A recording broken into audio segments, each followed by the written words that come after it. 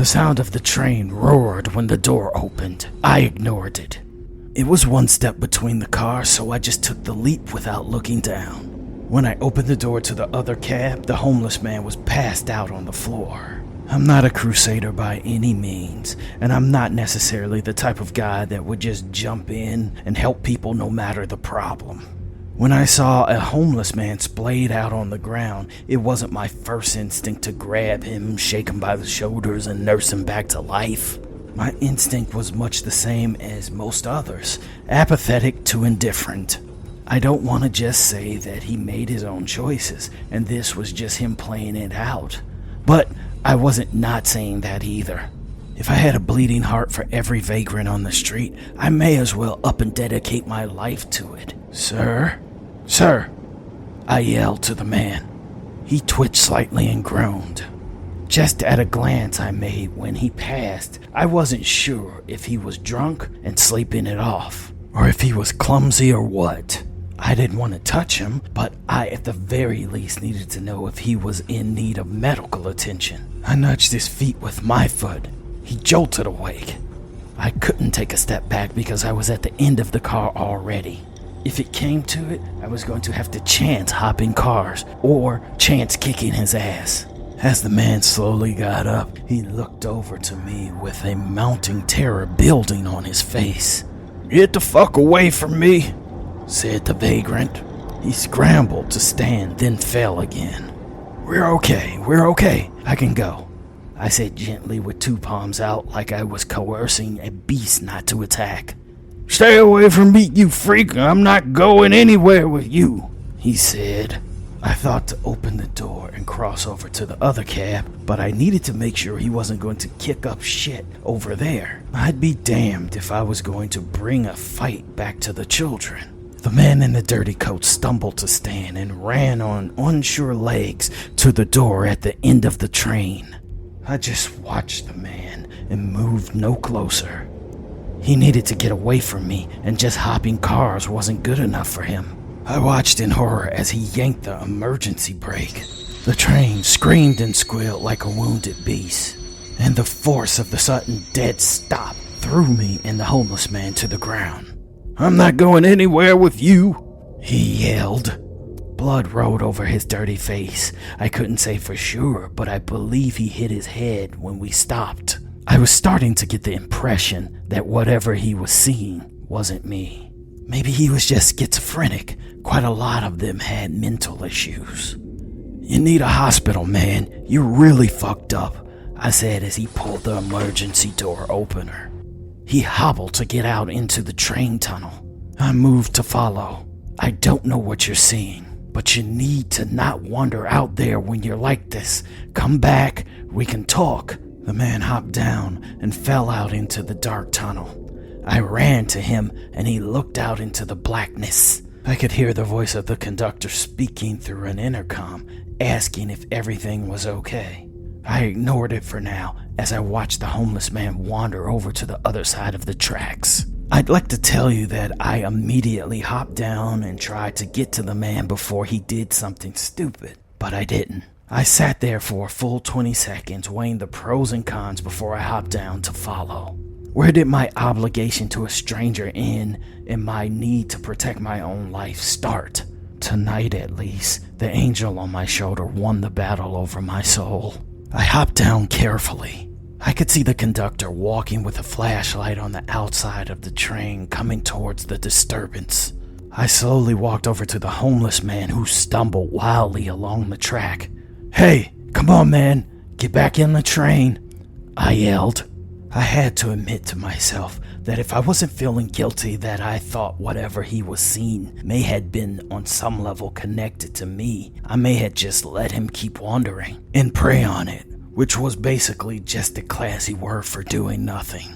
"Stay the fuck back," the man yelled at me. I could hear the roar of another train coming from the opposite direction. "Dude, you need to get off the fucking track," I yelled back. I may well had not been talking at all because he shuffled to get away from me. The train was bearing down and all I had to do was just get back over to my train and climb up, but I didn't. The lights of oncoming doom came, and now I was either going to go for this guy and hope that I could pull him from the jaws of death, or I was going to turn around and watch him die. At the slow speed he was moving, and with how oblivious he seemed to be, I didn't see him easily dodging the inevitable. With the lights of the metal beast boring down on us, I ran at full speed, hoping to grab this guy and knock him to the other side.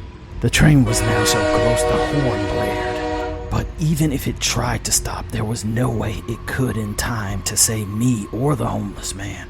The man hobbled to escape my clutches, and I ran to escape certain doom. He ran and slipped. The train horn blared. I quickly picked the man up while he screamed bloody murder in my ear. I could feel the wind displaced because of the train's proximity.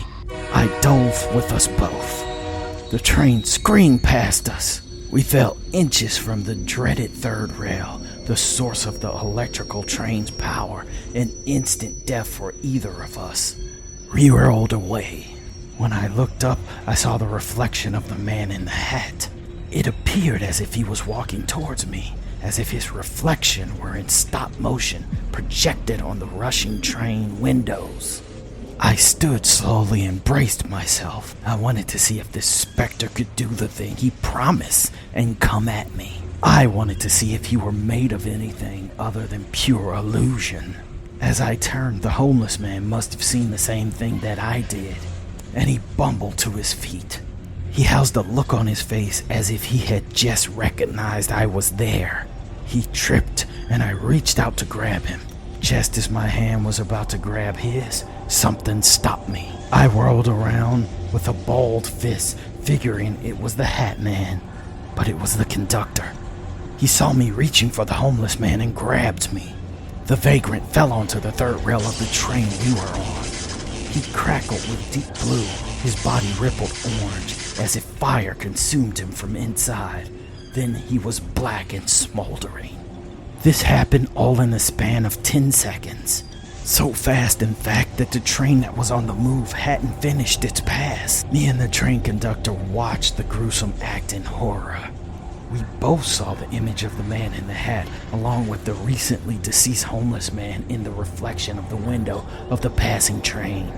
He was a man in black, old scrunched face, with the hat of an undertaker from the Old West.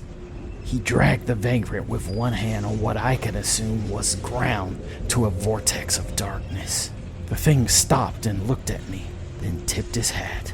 Before I had time to respond, the passing train moved on, and the reflection disappeared with it.